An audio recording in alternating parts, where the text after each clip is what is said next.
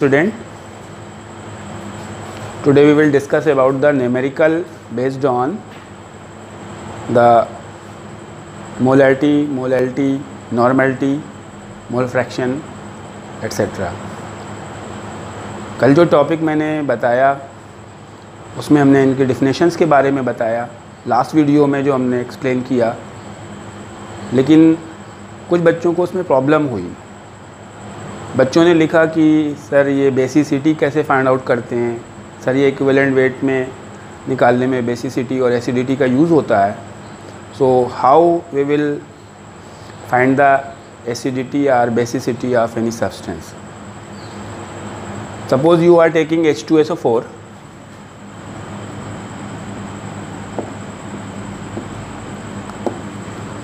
if we will draw the structure of H2SO4, तो देखिए कैसे इसका स्ट्रक्चर बनेगा। S देयर आर 4O, तो हम इसके अराउंड में 4O बना देंगे।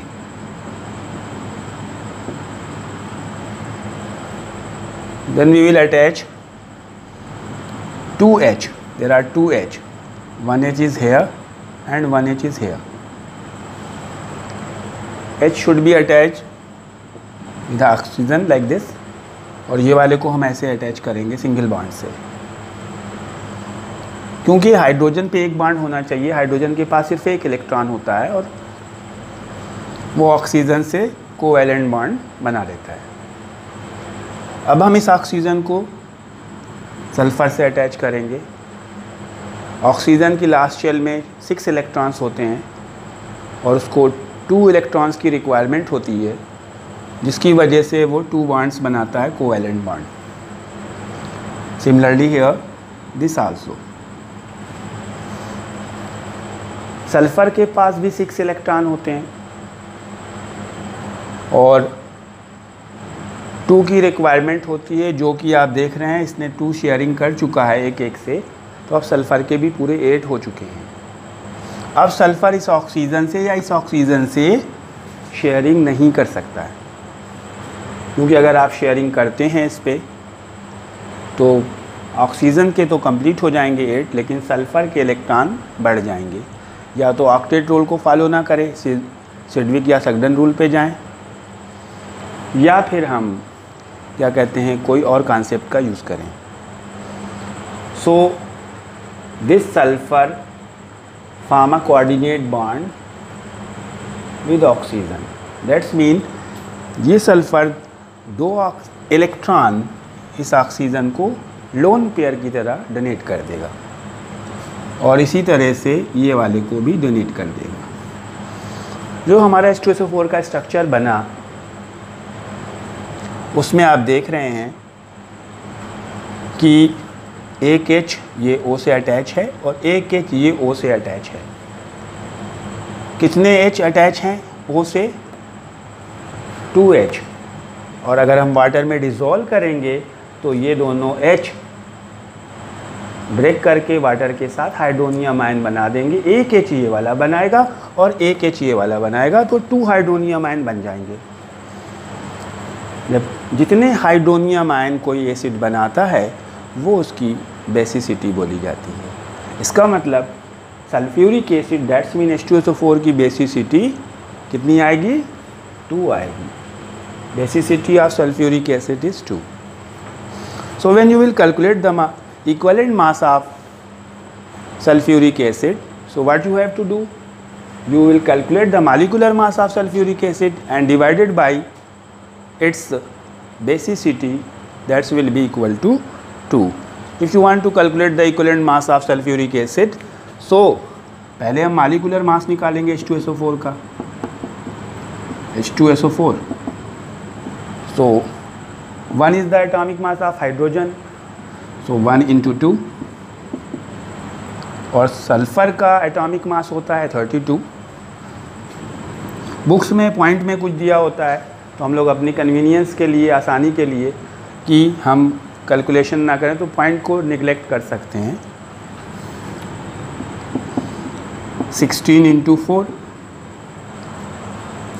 O का 16, सो 2 + 32 + 64. This will be equal to 98. This is the molecular mass of sulfuric acid.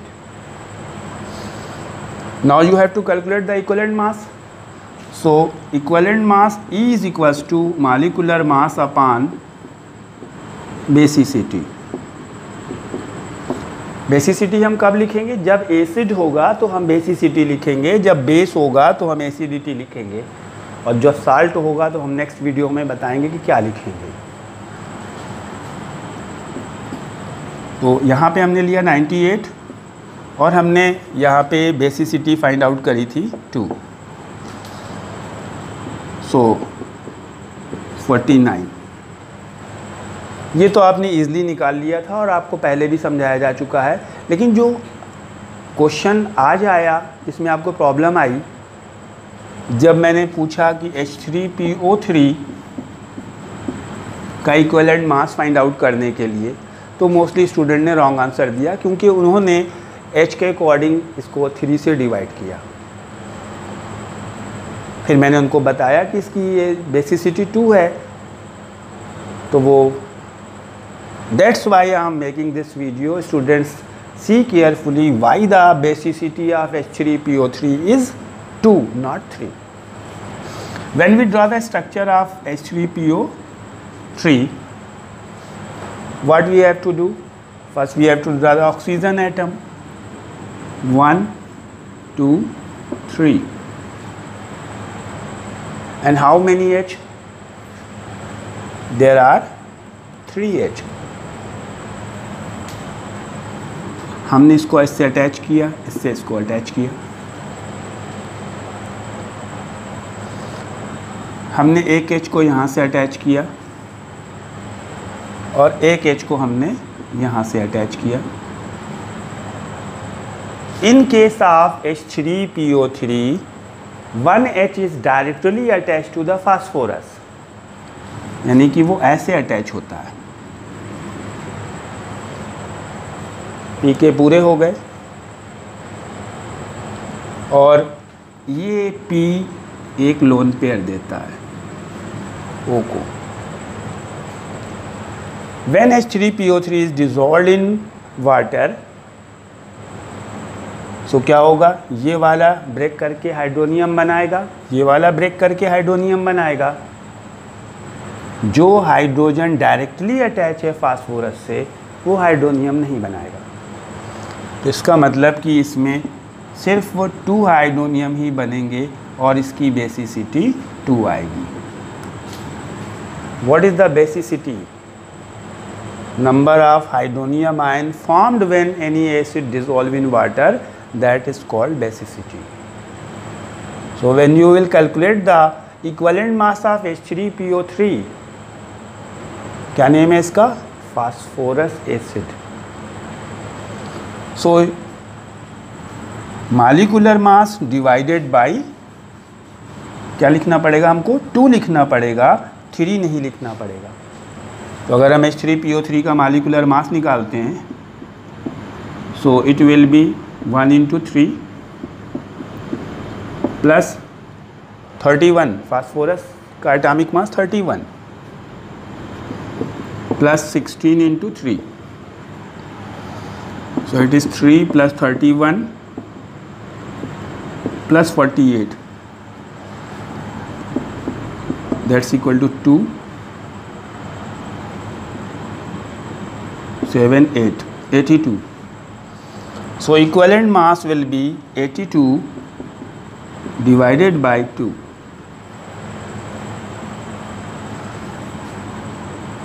And it will be equal to 41.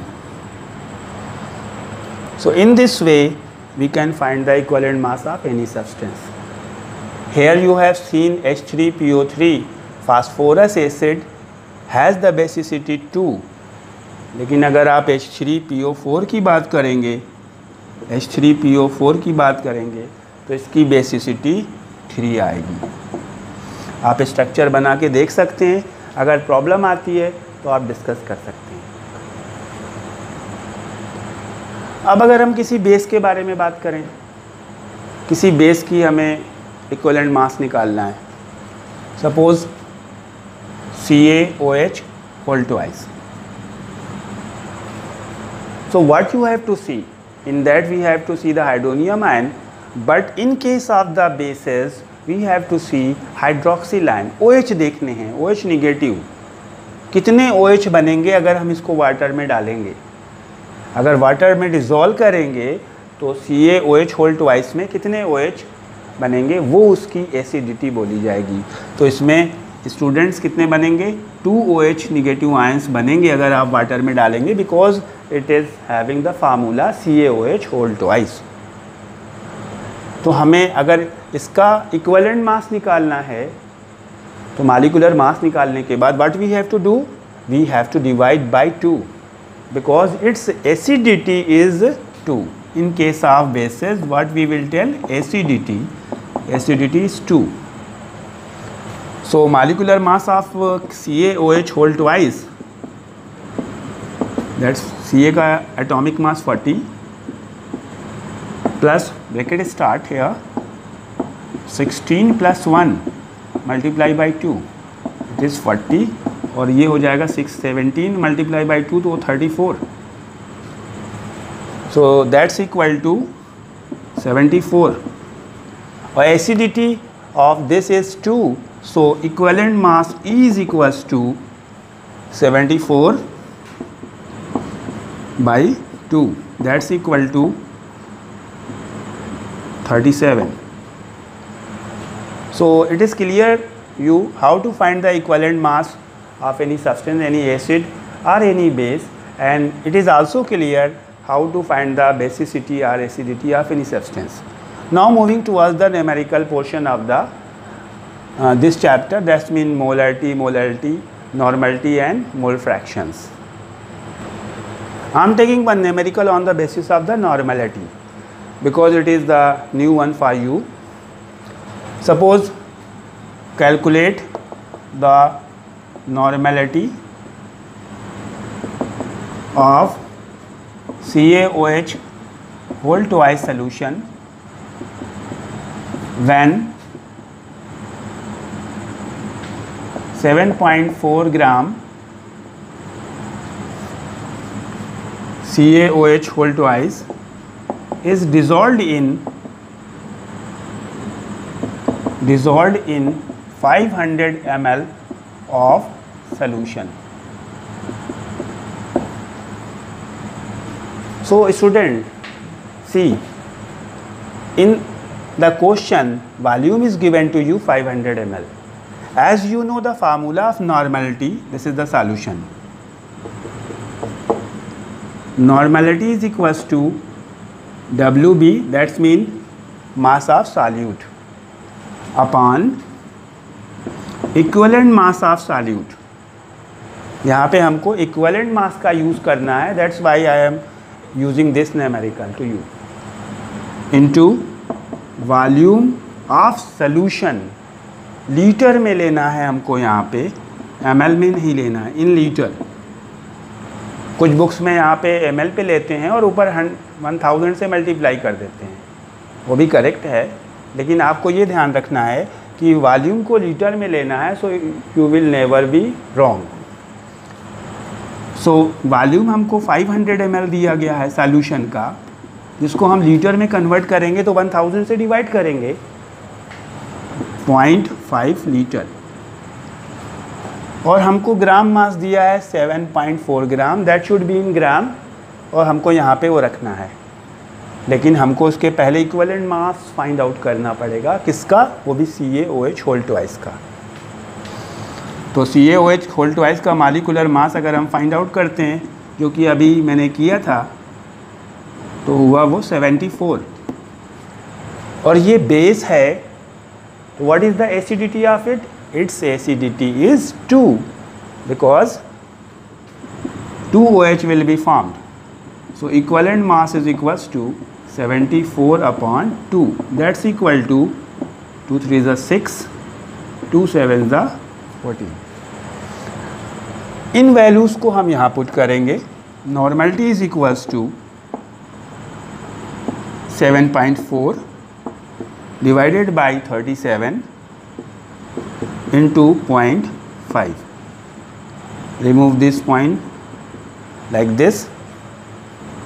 37 2s are 74, that's mean 2/5.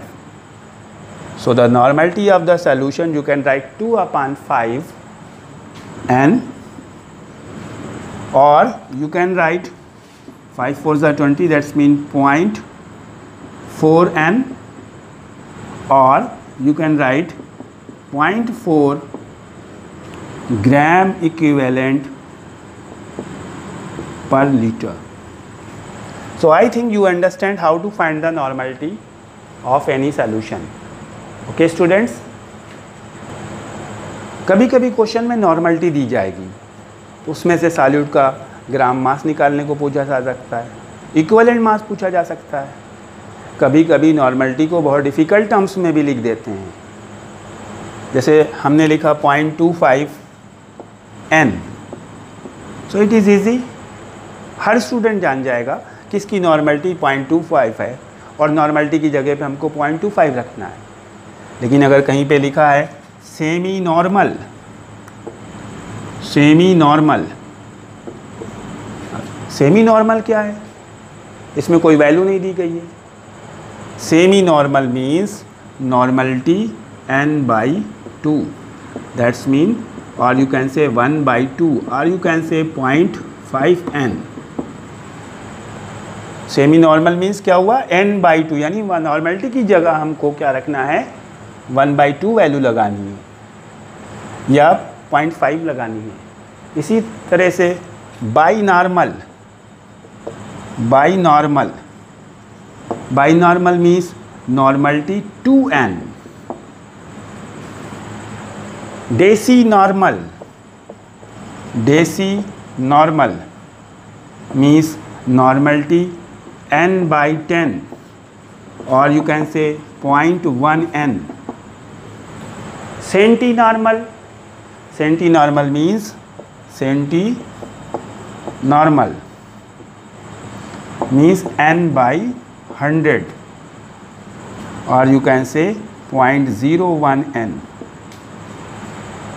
और dear student, only normal, खाली normal बोल देते हैं, normal solution. So normal means, जैसे आपसे बोलते हैं आप नॉर्मल हैं, नॉर्मल मीन्स नॉर्मलिटी 1n, और यू कैन से ओनली n। सो एक क्वेश्चन हम आपको दे रहे हैं और देखिए उसको कैसे सॉल्व करते हैं। क्वेश्चन है, what will be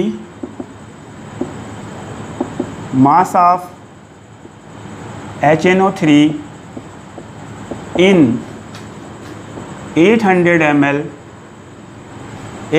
ml semi normal solution, semi normal solution। यहाँ पे हमको HNO3 का मास निकालना है, WB निकालना है। हमारा फार्मूला क्या है नॉर्मलिटी का, normality is equals to WB upon E into V। और नॉर्मलिटी में हमको यहाँ पे सेमी नॉर्मल दिया है, तो सेमी नॉर्मल की जगह हम क्या वैल्यू पुट करेंगे, सेमी नॉर्मल की जगह हम नॉर्मलिटी की जगह 1/2 पुट करेंगे। हम यहाँ पे 1/2 पुट करेंगे। WB हमको फाइंड आउट करना है, तो हम यहाँ पे WB ही लिख देंगे। वॉल्यूम को हमेशा लीटर में लेना है, तो 800 ml को हम लीटर में कन्वर्ट करेंगे, दैट्स मीन 0.8। अब इक्विवेलेंट मास की बात आती है, HNO3 का पहले मॉलिक्यूलर मास निकालेंगे, तो molecular mass of HNO3 that's will be equal to 1 + 14 + 16 × 3, और दैट्स इक्वल टू 63। और डियर स्टूडेंट, अब आपको ही बताना है कि इसकी बेसिसिटी क्या होगी। What is the basicity of this? I think it is very easy. Answer is 1, because when it dissolve in water it will form only one hydronium ion because one H is there. So equivalent mass you will get 63/1, so answer will be 63 of equivalent mass. This value of equivalent mass should be put here. So we will write 63 here. Then it will go this side. So WB is equals to 63 into 0.8 divided by 2.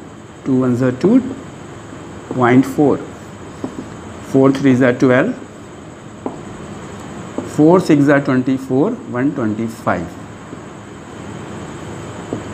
इसका meaning ये निकला कि अगर आप 800 ml solution बनाना चाहते हैं और उसमें 25.2 ग्राम HNO3 मिला देंगे तो जो सोल्यूशन तैयार होगा उसकी नॉर्मलिटी क्या आएगी, 1/2 आएगी, या you can say that will be the semi normal solution.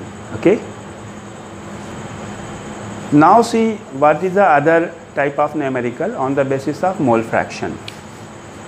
जैसे आपने मोल फ्रैक्शन का फार्मूला कल मैंने एक्सप्लेन किया, इसको हम 2 कंपोनेंट्स हैं तो इस तरह से लिखते हैं. Mole fraction of A is equals to number of mole of A that's is Na upon Na plus Nb. या मोल फ्रैक्शन B का निकालना चाहते हैं तो आप लिख सकते हैं XB और mole fraction of B is equals to Nb upon Na plus Nb. Suppose question ये है आपका 3.6 gram water and 0.6 gram urea are mixed. Calculate the mole fraction of urea. Calculate the mole fraction of urea. So answer,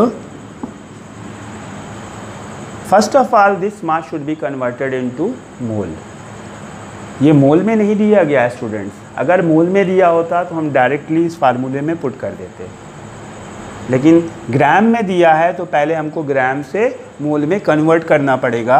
तो हम सबसे पहले लिखेंगे N water. That's mean number of moles of water. Mole is equals to gram mass upon molecular mass. Gram mass is given 3.6 divided by what is the molecular mass of water, that is H2O, that is 18. So क्या answer आएगा, 0.2. Similarly mole of urea and urea, that's equal to gram mass of urea upon molecular mass of urea. Gram mass of urea is 0.6 in the question given it is, and molecular mass of urea, see here formula of urea NH2CONH2. its other name is carbamide. N is 14, there are 2 N, so 2 into 14 plus there are 4 H2 and 2, that's mean 1 into 4, 1 C, that is equals to 12 and 1 16, so that will be equal to 60. So molecular mass is 60. So what it will be if we remove this one, so 0, 1 by 100, that's mean 0.01. Now you want to calculate the mole fraction of urea. आप urea का mole fraction find out करना चाहते हैं तो mole fraction of urea is equals to N urea upon N urea plus N water. जिसके mole fraction निकालने हैं उसके मोल ऊपर और टोटल मोल नीचे. अगर यहाँ पे 3 कंपोनेंट होते, कोई 3 चीज़ ली जाती, इसमें 3 थिंग्स मिलाई जाती, तो हमें क्या करना होता, फिर हमें यहाँ पे Na plus Nb plus Nc लेना पड़ता, तीनों का सम यहाँ पे लेना पड़ता. सो यूरिया मोल कितने आए आपके 0.01 प्लस वाटर के मोल 0.2, दैट्स मीन 0.01 अपान, इन दोनों को ऐड करेंगे पहले, 0.21, दोनों के पॉइंट इक्वल हैं, रिमूव कर देंगे, सो 1/21। एक चीज़ और देखेंगे माइंड में स्टूडेंट्स, इसमें दो कंपोनेंट थे, यूरिया और वाटर। आपने एक का मोल फ्रैक्शन फाइंड आउट कर लिया, उसका आंसर आया 1/21। और अगर आप दूसरे का मोल फ्रैक्शन फाइंड आउट करना चाहते या दोनों के मोल फ्रैक्शन निकालने की बात हो रही होती तो दूसरा फार्मूला आप यूज़ कर सकते थे, mole fraction of water is equals to N water upon N water plus N urea. उसमें वैल्यू पुट करके सॉल्व कर सकते थे, या आप कैसे कर सकते थे, अगर आप वाटर का भी निकालना चाहते थे तो X water is equals to 1 minus 1/21। Means एक का मोल फ्रैक्शन निकाल चुके हैं आप, तो दूसरे का मोल फ्रैक्शन फाइंड आउट करने के लिए आप उसको 1 से माइनस कर दें, जो आंसर आएगा दैट्स मीन ये आपका आ जाएगा 20/21। लेकिन ये दो कंपोनेंट के लिए ही एप्लीकेबल होगा। आई थिंक आपको सब अच्छे से समझ में आया होगा। आप इस वीडियो को अच्छे से देखिए, समझिए, न्यूमेरिकल को सॉल्व करिए, और अगर तब भी कोई प्रॉब्लम आती है, कोई न्यूमेरिकल नहीं सॉल्व होता, तो आप हमको कमेंट सेक्शन में वो न्यूमेरिकल भेजिए, आपको उसका आंसर नेक्स्ट वीडियो में हम भेजेंगे। Thank you, good night.